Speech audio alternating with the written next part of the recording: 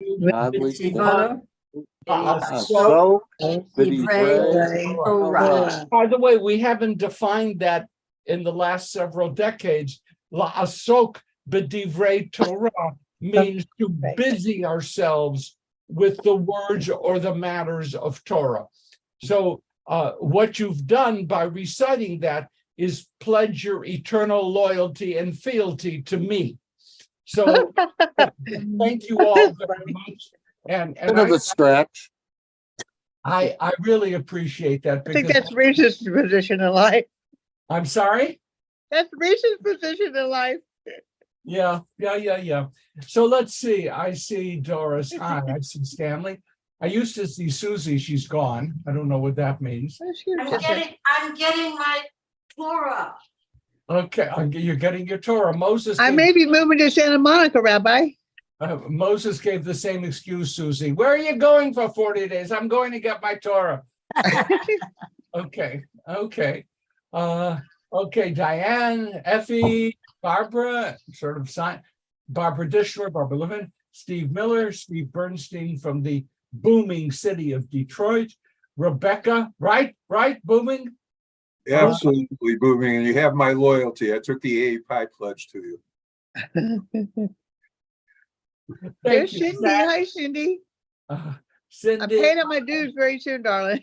Tamara, hi. Larry, Shabbat Shalom, Marina. Helen and I had a lovely conversation last night. Hi, Tamara. So that's good. Howard, hi. Shabbat Shalom. You know, you don't look a bit older than when you had your second bar mitzvah. You know, it just, you're. Oh my gosh. Awesome. That's incredible. Fern, good to see you. Shabbat Shalom. Welcome home. Good to see you.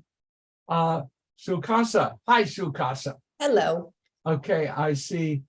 Oh, I see Risa. Hi, Risa. Who's sitting next to you? Oh, hi, Maya. Hi, welcome.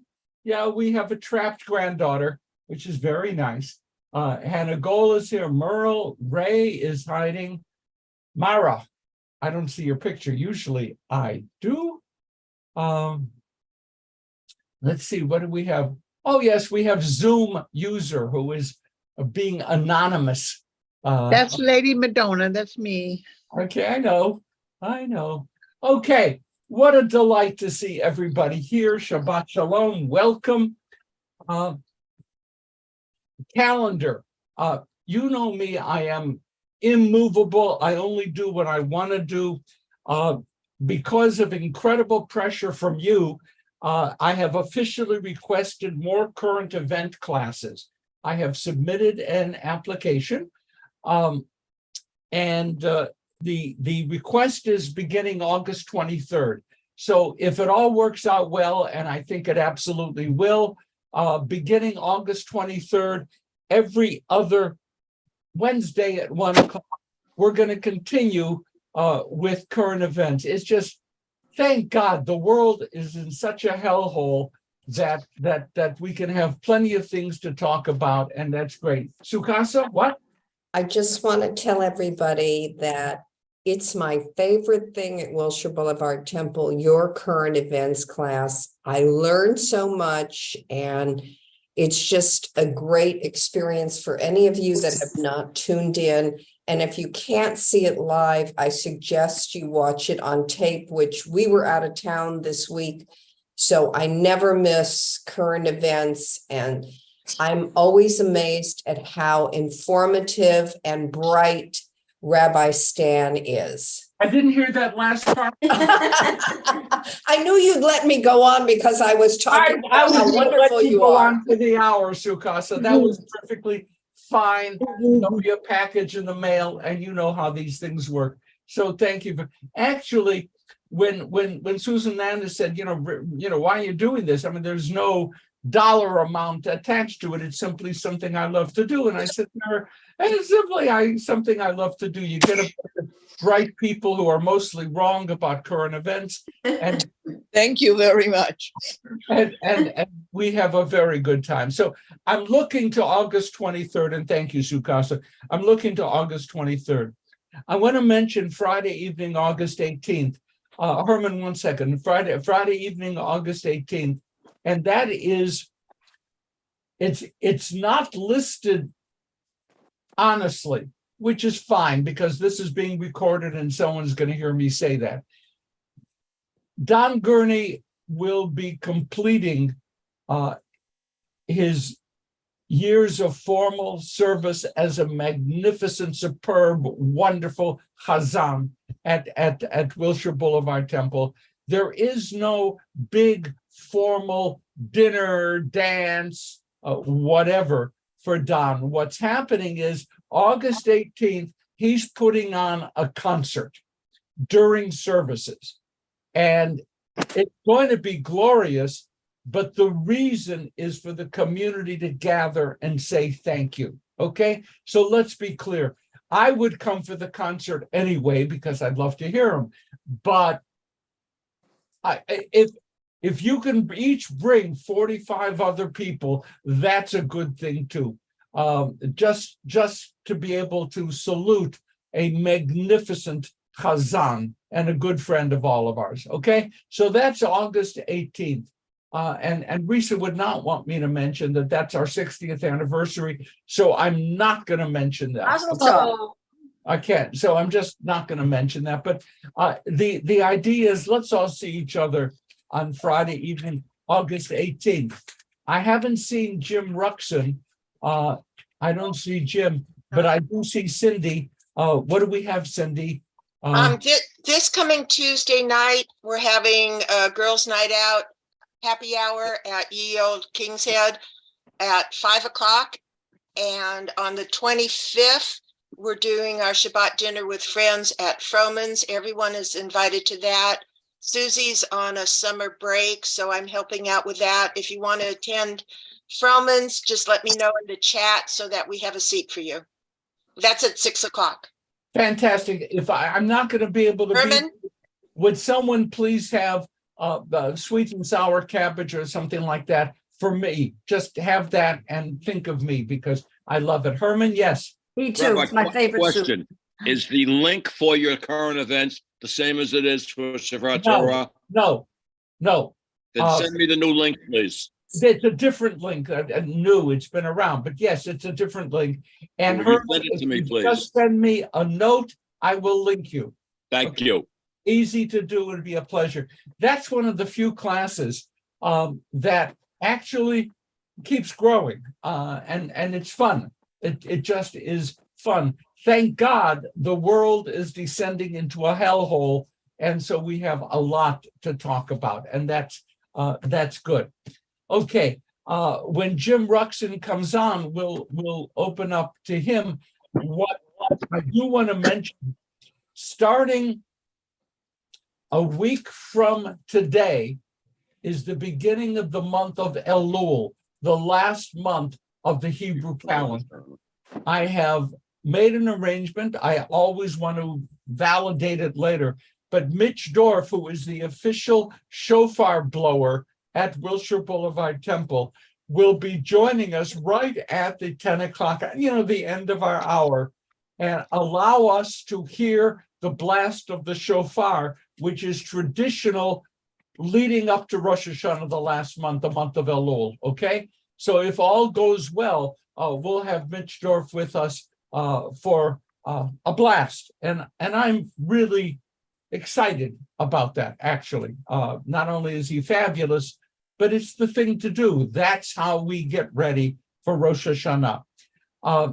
I have, when Tamara was in Berlin, she went to a museum and there encountered some documents that absolutely made her thrilled. I mean, incredible. The way an academic totally devoted to a really precious topic can be thrilled. Tamara, 1 minute, just tell us what you found in those drawers. Well, there are documents, Jewish documents from a community in Egypt from the 5th century BCE, 2,500 years ago, from a town called Elephantine. And one of the many interesting things there, we learn about their lives, their spouses, children, business, homes. We can map where they lived, who was whose neighbor. It's an amazing collection.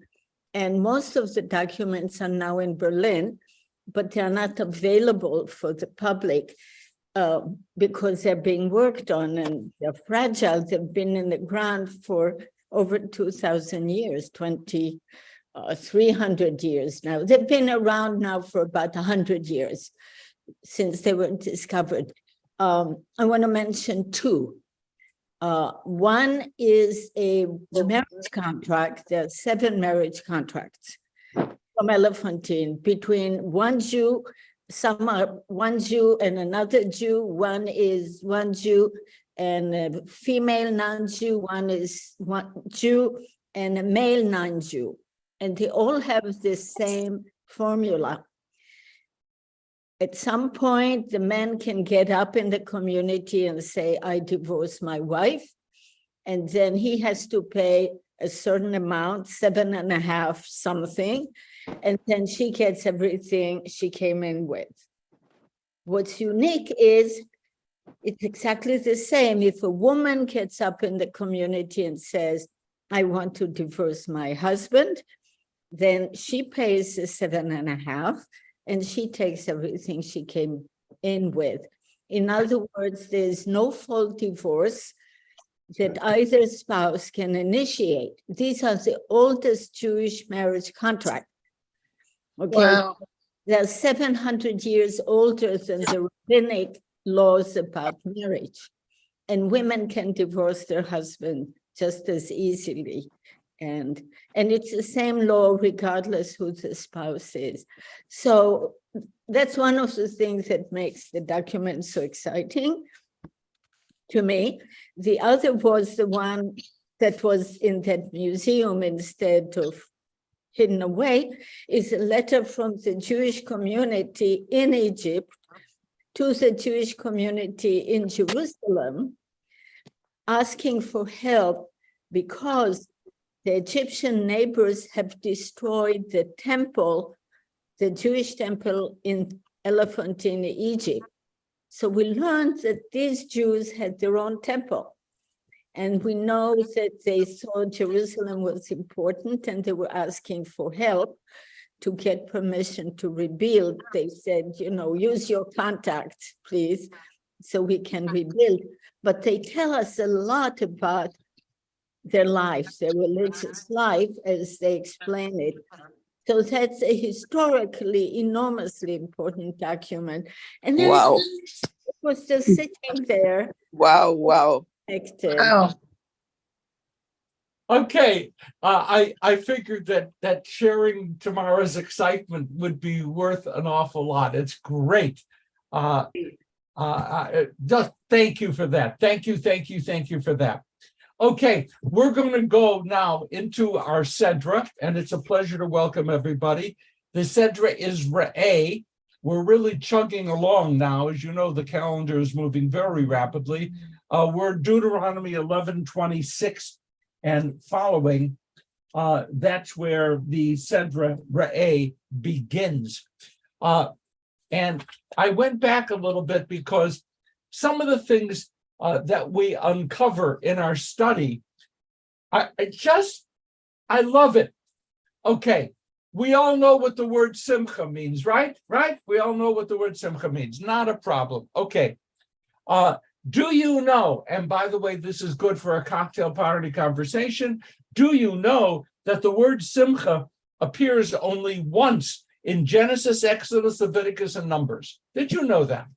Okay, now you can go into a party and amaze everybody with that datum. But the word simcha appears 12 times in the book of Deuteronomy.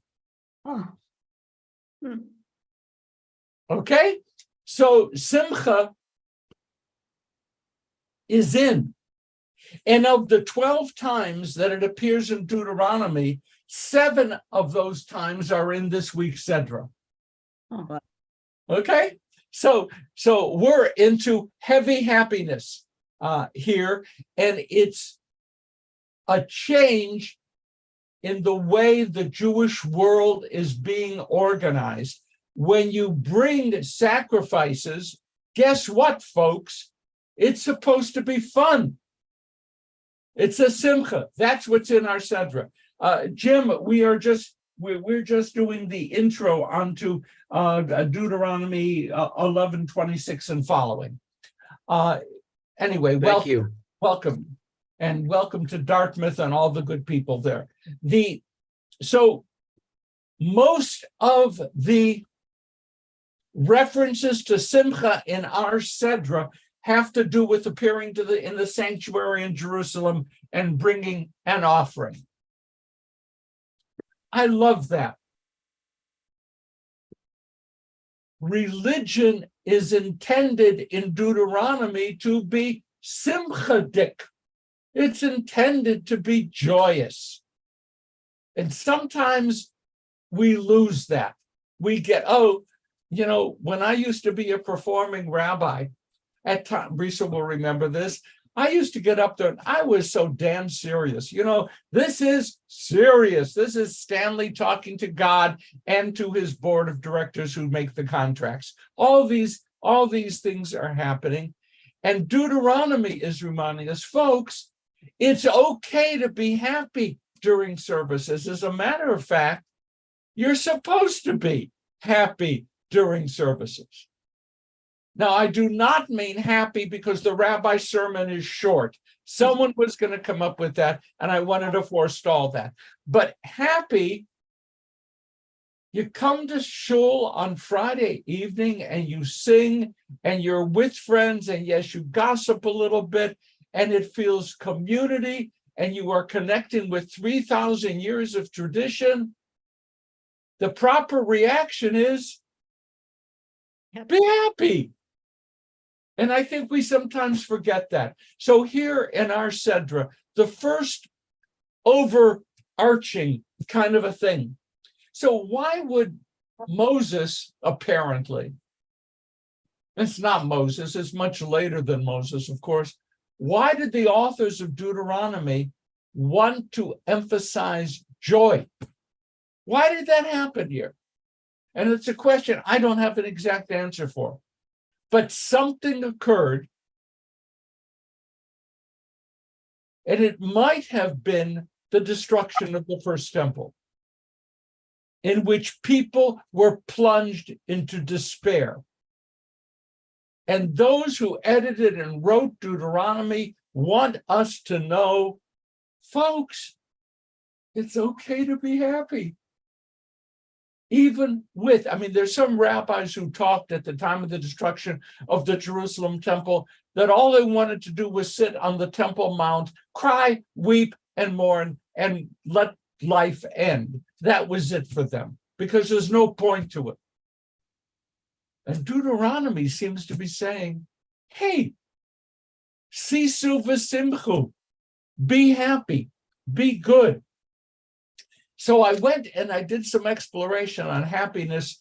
Living near the Venice beach, I could do a variety of explorations into happiness. They are now legal, but I didn't go, into that route. Happiness. Dr. Rabbi Sachs, the late chief rabbi of the UK,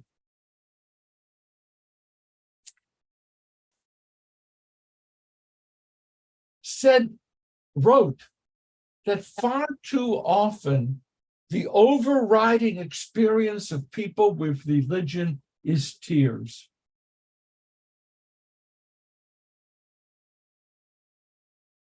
We cry.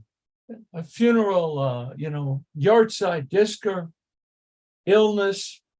That's when we do a lot of our reaching out to God, and it's in dire circumstances. And Sachs said, Simcha, and I'm quoting this, is the supreme religious emotion. Think of that. Simcha is the supreme religious emotion. It's good to be serious. It's good to pray and Yom Kippur and the whole everything, sure. But what is the supreme way to express connection to God and to humankind?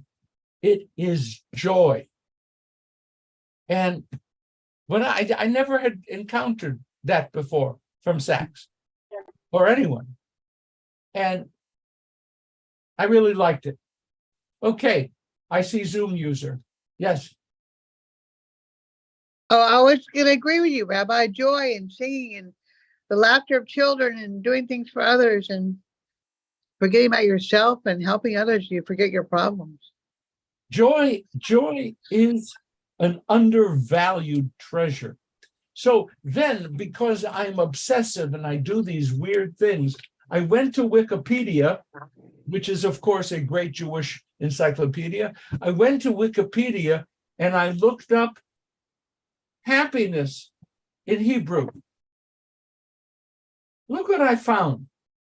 Simcha. Okay, we got that. We got simcha. Okay. And sometimes we use simcha not as an adjective, but as a noun. I'm going to a simcha, going to a bar mitzvah, going to a wedding, fine. But there are other words that are used biblically and Talmudically, osher, and it defines it as deeper, lasting happiness. Ora, which can be light and it can be happiness. Gila could be the name of a girl I dated. No, Gila is an exuberant outburst of joy. Gila. Rina, Rina, another word. And it defines that as refreshing happiness. I don't know where that comes from, but fine. Ditza. This, by the way, is all in the marriage blessings. Rina, Ditza, Chedvava. Okay, another sublime joy. And then Sason, which is a sudden, unexpected happiness. Sahala, which is happiness or dancing. Now, I learned 700 years ago that the Eskimos have how many, I forget now, how many words for snow or ice or something like that, because it was a dominant feature of their lives. And then I read that Judaism in Hebrew has a whole variety of words for happiness. I'm going to leave you with that. I think I didn't know that. I mean, I knew the words, but I'd never put them in a sentence. And Judaism looks for constantly evolving new ways to say happiness. And I think we ought to get that message out. Harvey is laughing, and that's good, Harvey. I got that. Laughing is another one, right? And Yitzchak, Isaac, right? Yitzchak. What is the meaning of the word Isaac? Yitzchak. Laughter, right? Forgive me. Sometimes we get too damn serious. We just forget that being Jewish and worshiping God and being in community and having holidays also involves simcha, sason, sahala, rina, ditza. Okay? I'm going to leave the topic, but I got excited by it. I just hadn't, you know stuff, and you don't know. Okay, now, so I went to Ecclesiastes, which is a big book full of happiness. Vanity of our vapors, everything is gewaltig, right? And then I found a quote in Ecclesiastes 2:1-2. Come now, I will mix with joy and experience pleasure. I know it's a vanity. Of laughter, I said, it's mirth. Considering joy, what does it accomplish? Guess what, Ecclesiastes? It allows us 2,000 years later to read what you wrote. Okay, so there we go. Joy is considered an essential element of the Hasidic way of life. Do you know? And I'm going to ask that because I didn't. Did you know that the original name for the gatherers of the Hasidim were the Freiliche? They were once addressed as the Freiliche. Who knows what that means, Yiddish? Who knows what that means? The happy people. Isn't Freilich happy? Can you imagine that? The Hasidim, before they became known as Hasidim and got very serious with beards. Okay. The Hasidim were originally known as the happy folks. Bless you, Rabbi. Question. I was gonna say happy days are here again. The skies above are clear again.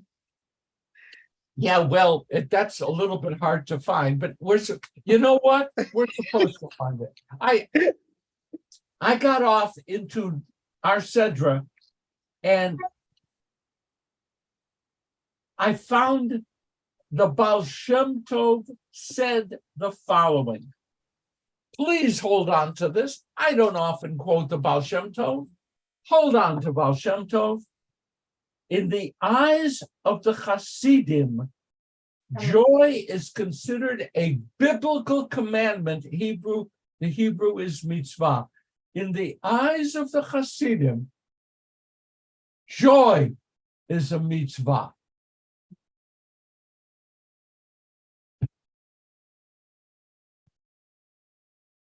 I'm feeling good today. It's Sukasa. Don't the Hasidim have ecstatic dancing and things like that, where they get into a state, Like a frenzy.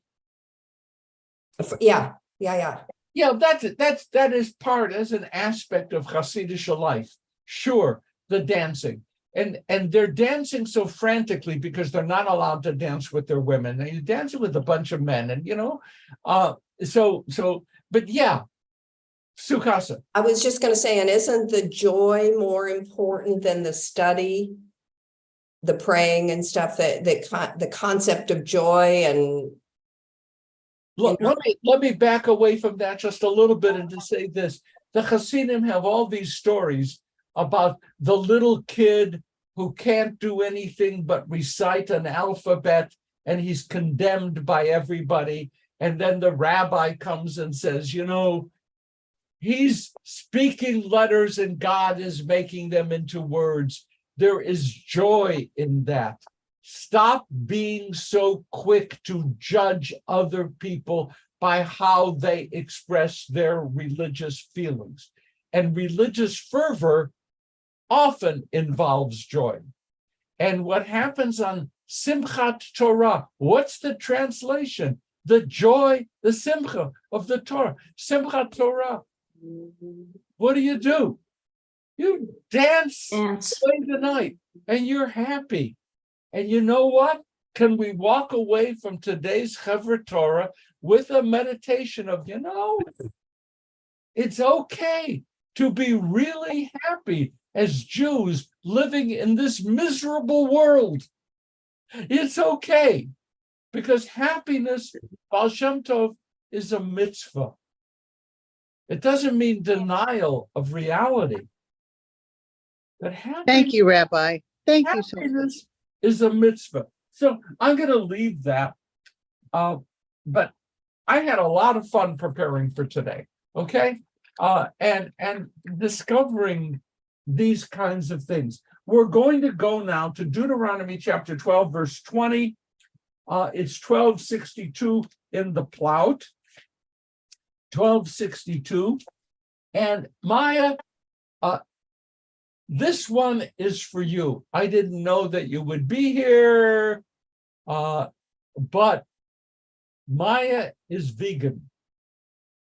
And we are turning to Deuteronomy chapter 12, verse 20. And Maya, I am not going to ask you to read this because I am not infinitely cruel.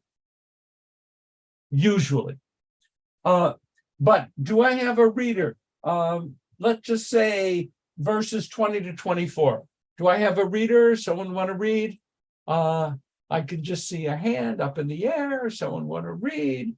Oh, Fern, thank you. Oh, you were scratching your nose, but that's no, you don't want to read? Okay, fine. Okay. Do I have a reader? Okay, Rebecca. When the Lord your God enlarges your territory as he promises you, and you say, I will eat flesh because you crave flesh, you may eat as much flesh as you desire. If the place which the Lord your God will choose to put his name there is too far from you, then you may kill any of your herd or your flock, which the Lord has given you, as I have commanded you, and you may eat within your towns as much as you desire. Just as the gazelle or the hart is eaten, so you may eat of it. The unclean and the clean alike may eat of it. Only be sure that you do not eat the blood, for the blood is the life, and you shall not eat the life with the flesh. Okay. Now, this is we have to excavate here.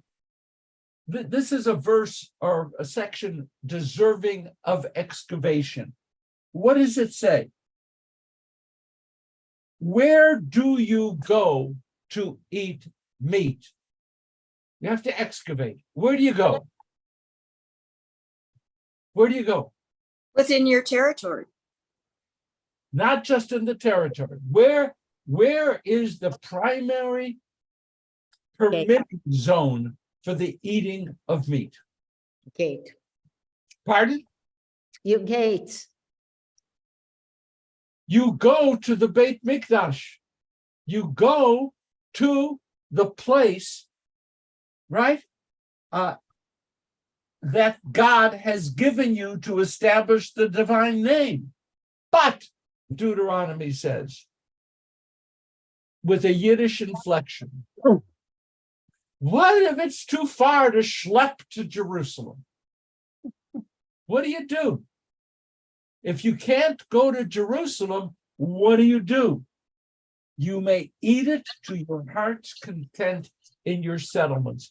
Here is the primary permission for the eating of meat. But back up a second. Prior to this permission, how did we get meat to eat?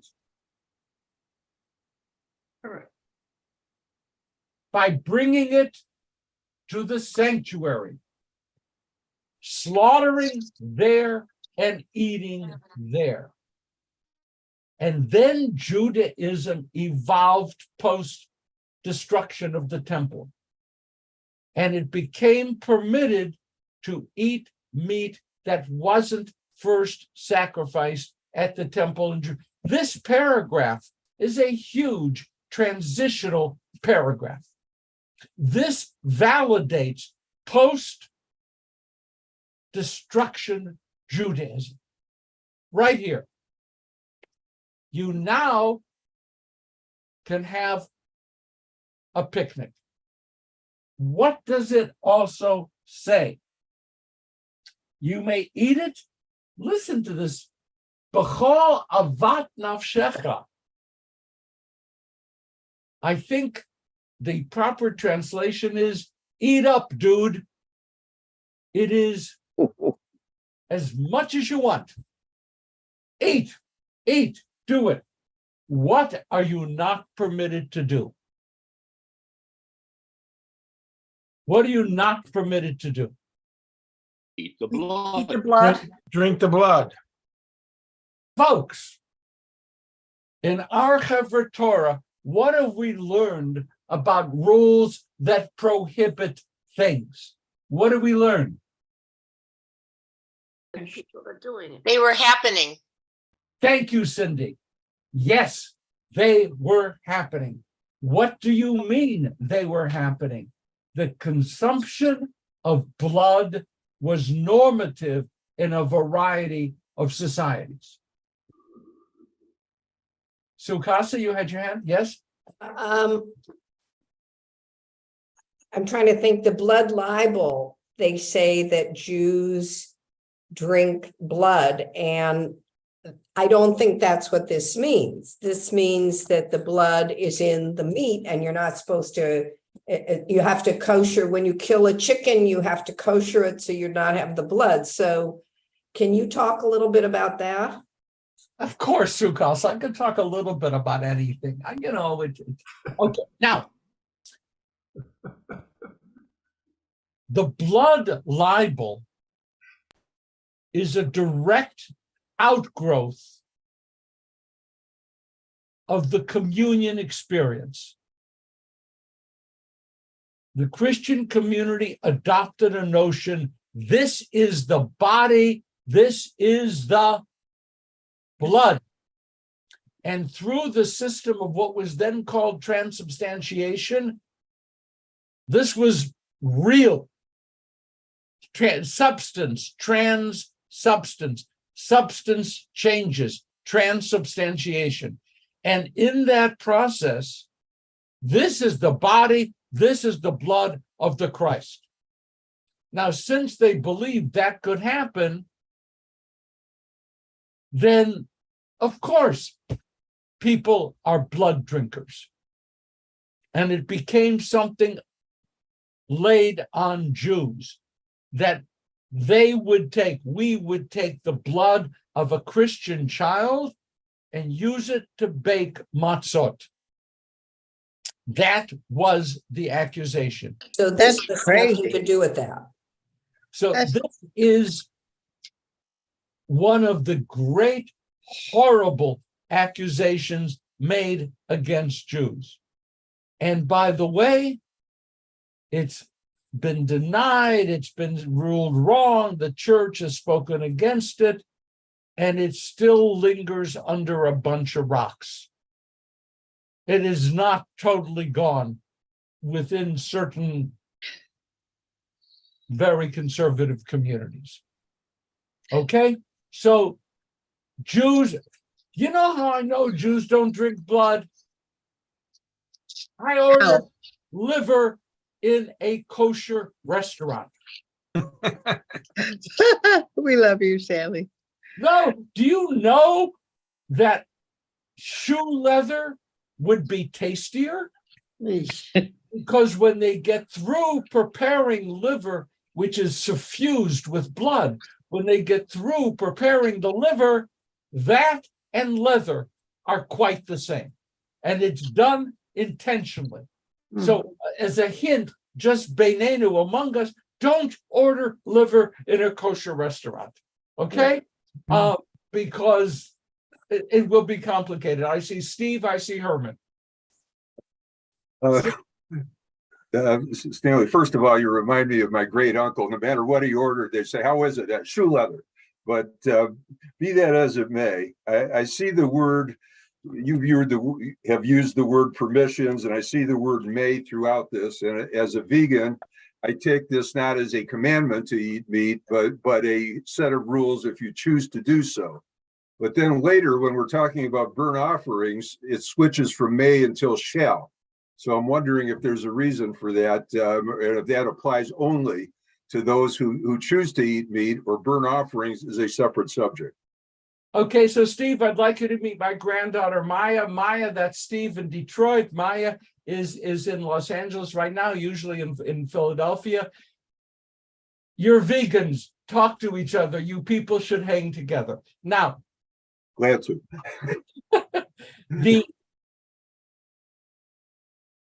There is no religious obligation to eat meat. In other words, a vegan is not in violation of Jewish law. From my understanding, there is a Jewish way, if you will, a sanctified way to eat meat, assuming you are among the meat eaters, okay? But a vegan can certainly be in full compliance with Jewish life. And no, you are not required to eat meat. But if you eat, I remember, do you remember Noah? Noah, he built him an arky. Okay, Noah. My grandson. It is, okay. The Torah seems to describe the early post-Garden of Eden existence as being, I'm going to have to say vegetarian. I don't want to go all the way to vegan because that's a set of rules, but not meat eaters. And in the time of Noah, 10 generations after Adam, permission is given to eat meat for the first time. Again, I use, Steve, the word permission. Permission to eat meat. What are you not allowed to do in the 7 laws of Noah? You're not allowed to tear a limb from a living animal and eat it. Do you understand what that is? Aver min achai, limb from a living animal. People used to do that.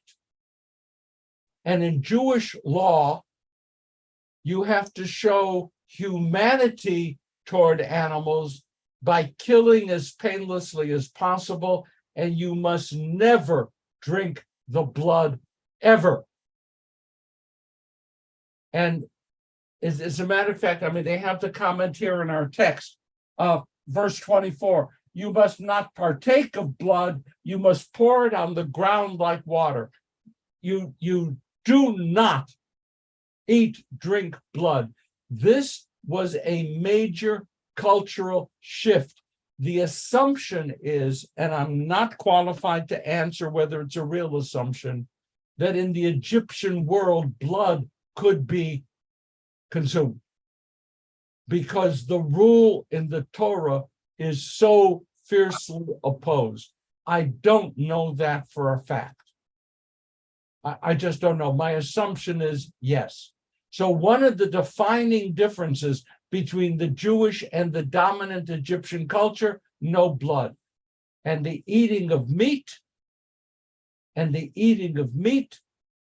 is permitted, Steve, but not required.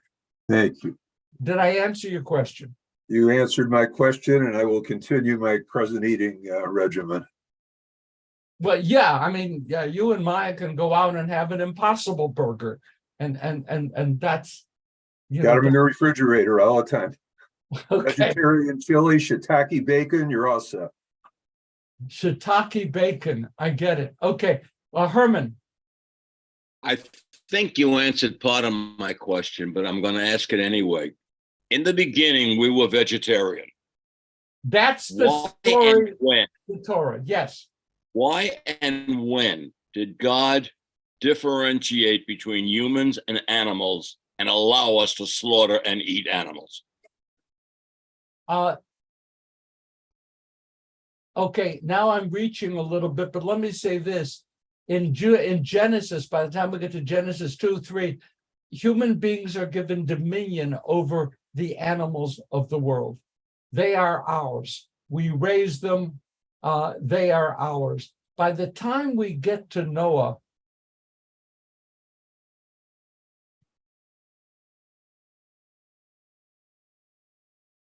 I think the Torah often permits that which people are overwhelmingly doing and finds ways to accommodate. We were talking earlier, Herman, about the Eruv. This is a really interesting question. Why did we develop a system whereby if you go 4 cubits outside, whatever it is, outside of your private domain, well, if you put up a wire or you do something, or, you know, maybe in the Talmud it says sometimes you put produce outside at a certain distance, and then you can do it again and you can expand your private area. Why did this happen? Why wasn't Shabbat forced, controlled to the house? And the answer, I think, is, Herman, people were not living with that. It was too much. And so things had to expand.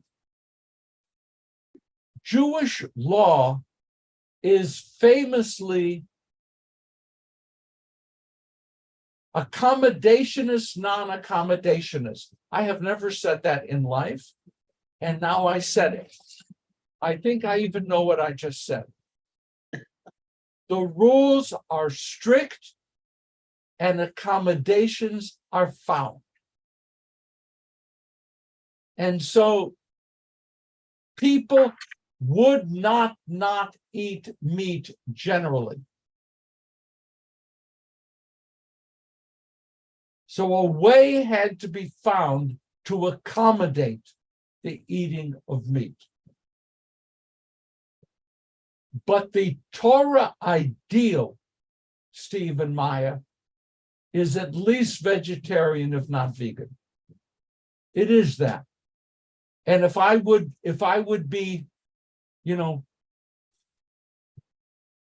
if I would be more faithful to what the Torah intended, I would be vegetarian, vegan. Everything else is an accommodation. And those accommodations occur throughout Jewish legal development. And that's why we still exist today. Because if we went back to the original strictures, Judaism would have disappeared. Herman, did that make sense to you? Partially, yes. Do I get a partial? That's it after that beautiful exposition? That's it? I get a I partial? still don't understand why the fact that we had dominion over animals, why we had to slaughter and eat them. Okay, and It tastes good. Tamara, I am now at the limit of my expositionary capacity. Please explain to Herman. I'm not sure I can do any better. I think at least in the beginning, it was not mandatory to slaughter animals. What is happening is that there is permission in the story of Noah. But it does get more complicated when we come to a book like Leviticus, where you are supposed to bring animals and offer them to God and slaughter them ritually. So it does become a way to serve God, although most of the time you don't yourself eat what you bring to the temple. Only one type or two types of sacrifices are shared between you, the priest, and God. Why?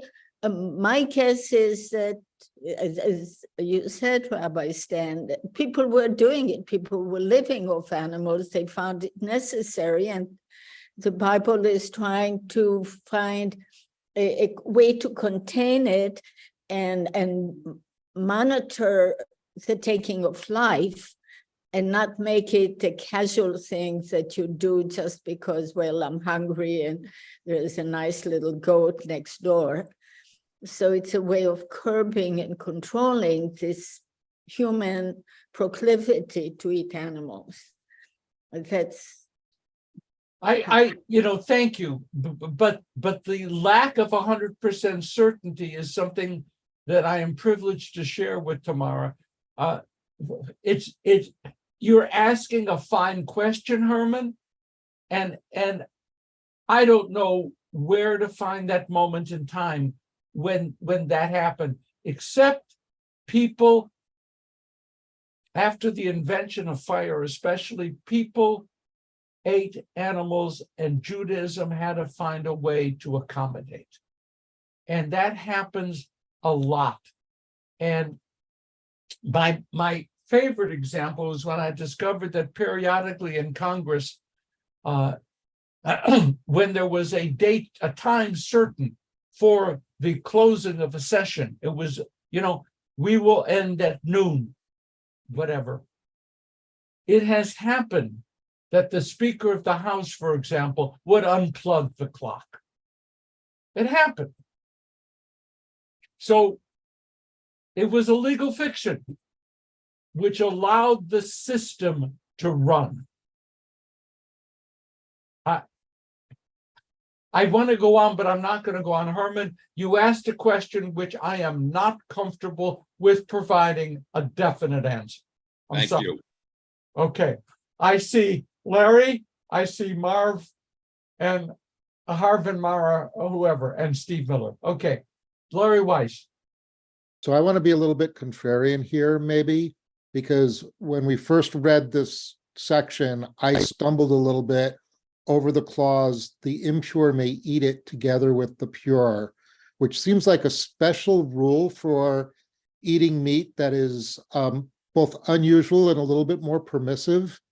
And maybe I am parsing the word together differently, or maybe it's a translation issue, because I suppose together could mean just like, as opposed to in the same room at the same table. But given that the impure are typically supposed to separate themselves from the pure, this clause seems to say something about eating meat being special or different or unique. Thank you. I mean, that's a brilliant parsing of the stuff that we're looking at. Thank you. And I again, I'm feeling a little bit inadequate here. The pure with the impure means that people who are ritually pure and people who are not can still picnic together. That's, that's the general. And I'm going to turn to tomorrow, but my last comment would mean that lowers the level of ritual exceptionalism that's occurring at that moment, right? Because if it were pure temple ritual thing, the impure are not even there. Okay, so it's Tamara, help me with this, please. Well, in the book of Leviticus, the only meat you can eat is meat that you first shared with God and the priest at the sanctuary. You could not eat meat just willy-nilly. And to bring that meat, you had, when you went to the sanctuary, you had to purify yourself. Deuteronomy is dealing with a time when now there is a centralized temple, not many sanctuary, you don't have your community sanctuary. And so it's trying to make it possible for all of us to eat, even if we don't live in Jerusalem, but live in Tel Aviv.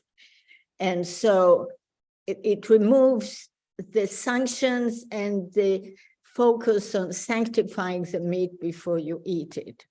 It's accommodating, as was said, to change reality so that you don't have to travel to Jerusalem before you can have a steak.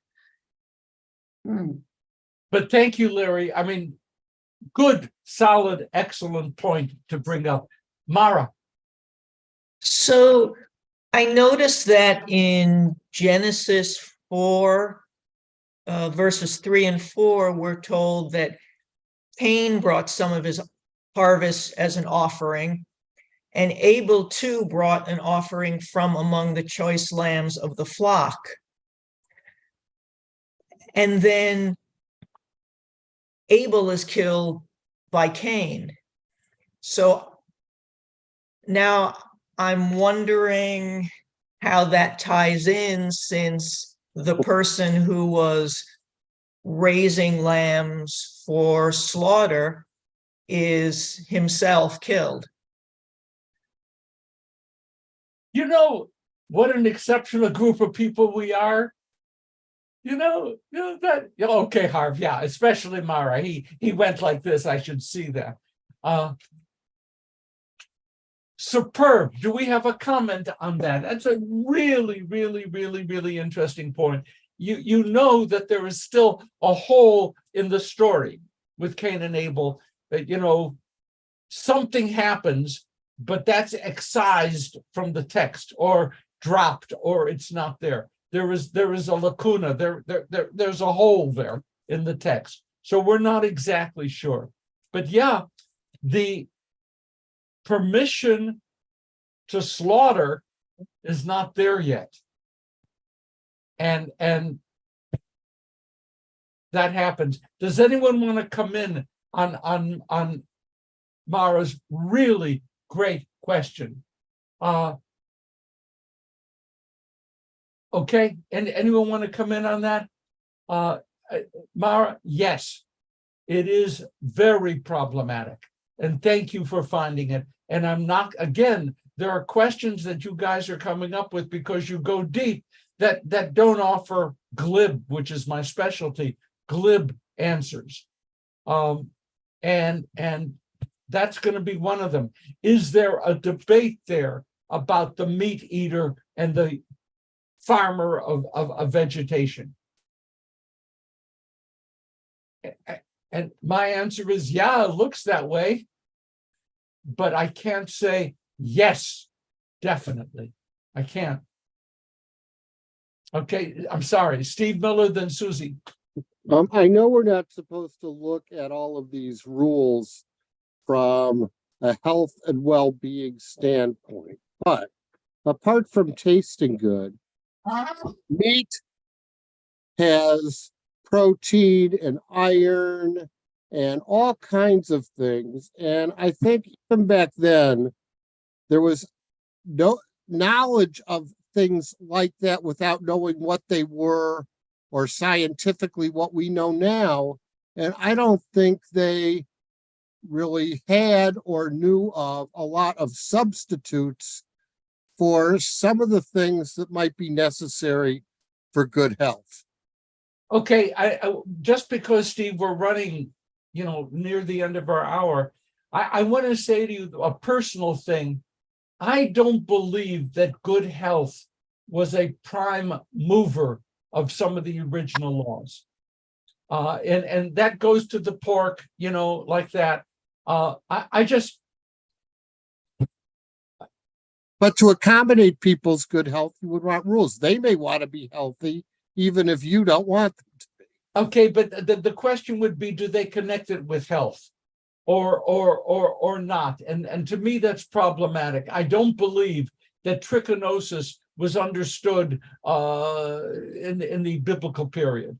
But I think they would know if people who didn't eat meat and had no iron and protein got sick. I think that might be noticed.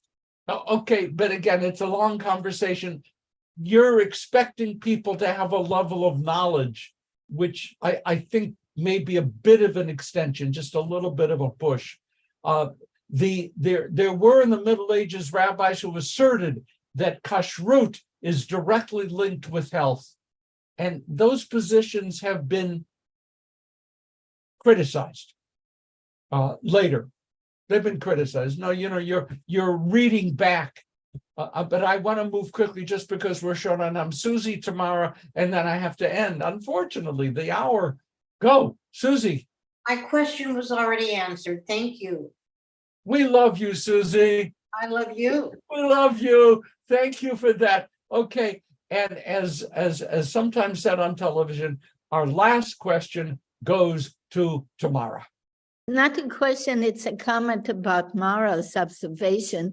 The trick is that it doesn't say that Abel slaughtered the animal. It only says he brought it to God and God paid attention to it.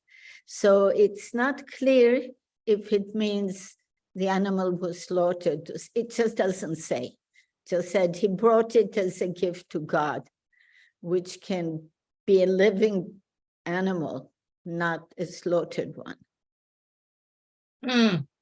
Okay, we can, yeah, okay, we can parse that. Folks, we're gonna move to Kaddish, and I love Deuteronomy. I think that in comment that Steve made and others, that part of what religious tradition here tries to do is to limit and control passions and yearnings. Different communities find different ways to do that. And we're reading how the Jewish tradition evolved. But part of what here's my prejudice, a healthy religious tradition does is help people gain control over their impulses so that that energy can be devoted to creating a better world in a whole variety of ways. And so it isn't that meat and milk on some vast cosmic sense is, forbidden, that violates the universe. But there are reasons to say no and reasons to say yes. And our religious tradition, I think, offers a healthy balance of self-control so that our energies can be devoted to what is really important. And if we simply say to people, live your lives and do what you want, we can't fulfill what the Torah understands to be God's dream for the world. That's how I would go with this. Can I really believe that the pig is such a disgusting animal that we shouldn't eat it? Actually, yes, I find pigs disgusting, but that's because I've been trained to do that. But the idea is, should we have certain foods that we don't eat because it's a limitation we impose to control our passions? Yeah, I believe that. I believe that. And having one day a week in which we don't do the usual. Do I actually believe there is a God somewhere who monitors our Shabbat activity? No, I don't. But it's part of the system of controlling our lives, our passions, our yearnings, so that we can focus on more important things. Reese and I used to attend Shabbos dinner with neighbors, lunch with neighbors in our apartment building. So on the one hand, the foods that were served were limited and controlled, ample, overwhelming, but had to be made ahead of time, whatever. And then you had to sit around the table and talk Torah. And you had to, it's different. And that's what Judaism was aiming for. Okay, I love Deuteronomy. I do love Deuteronomy. Let's go to Kaddish to mention. Did I tell you I enjoy being with you? Did I say that? I guess I did. Okay, yeah. Those who have passed away during the past month: Max Aronson, William Friedkin, Claire Goldstein, Sarah Rose Lafer, Ruth Levine, Joseph Macram, Judy Michaels, George Morgan, Gloria Ruth, Ronnie Shapiro, Patsy Sultan, Gail Weiner.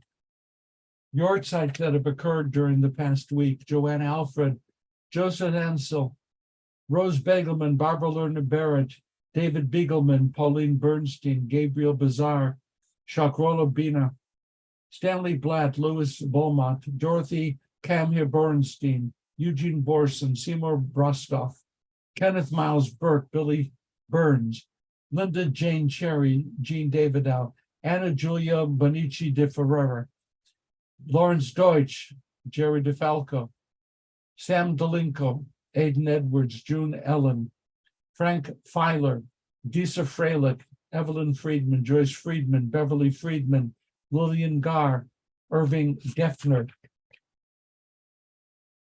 Edward Gelb, Elsie Goodman, Michael Harris, Sidney Hoffman, Anthony Amarco, Hattie Isaacs, Muriel Jackson, Marie Kalman, Jonas Benton Kelsall, Belle Kessler, Evelyn Kessler, Ben Kochav, Vivian Korn, Michael Krevin, Solomon David Kugler, Judith Wolf Lee, Lawrence Leonard, Margaret Lisak, Abe Lindker, Sam Lipo, Pearl Leuterman, Jenny Markowitz, Sidney Mayer, Anna Mitchell, Maurice Nahum, Brian Nelson, Fran Newberg, Lillian Ott, Larry Phillips, Beatrice Polovol, William Poltuck, Sylvia Post, Lillian Price, Thelma Prince, Teresa Rouse, Gustav Reese, Edith Rogers, Isidore Rosenberg, Jenny Rubens, Herbert Rubin, Leonard Saxon, Ruth Shapira, Michael Schwartz, Evelyn Schwartz, Nathan Schaffer, Raquel Shanbrom, Stanley Sherman, Wilfred Chohan,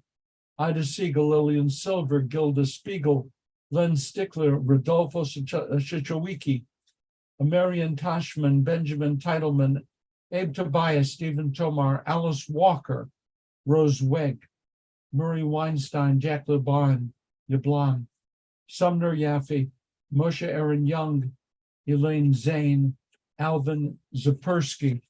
If there are other names to be mentioned now, please speak those names aloud or in your hearts. Don Gurney's last service, he's gonna be doing a lot of stuff at September 18th. If it's on the west side, I wanna go, but I don't know.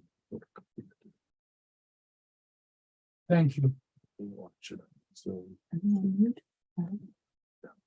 Yit Gadal V'Ash Shemei Rabbah Yeah. Yamad Divrach Hirutei V'Nlich Malchutei V'Chayechon V'Yomechon V'Chayechon V'Yisrael V'Adama V'Zman Korim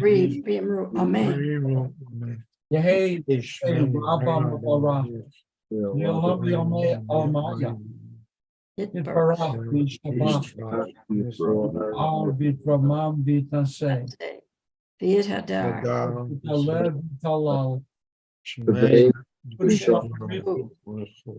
Le'ela Min Kol Berachata V'Shirata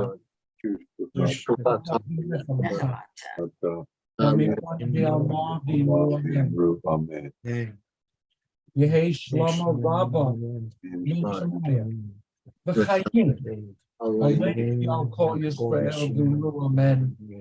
Oseh Shalom V'Ramav. Booyah, say shalom. Aleinu. Amen. May God, who makes peace in the high places, make peace in our hearts, make peace in our homes, make peace in the household of Israel, make peace among all the families and nations of earth, and let us say, Amen. Please remember August 18th, that Friday evening, big Friday evening. Yeah, of course. And hopefully we'll have word to you that by August 23rd, we will be back in the current events business because it's good. Harv.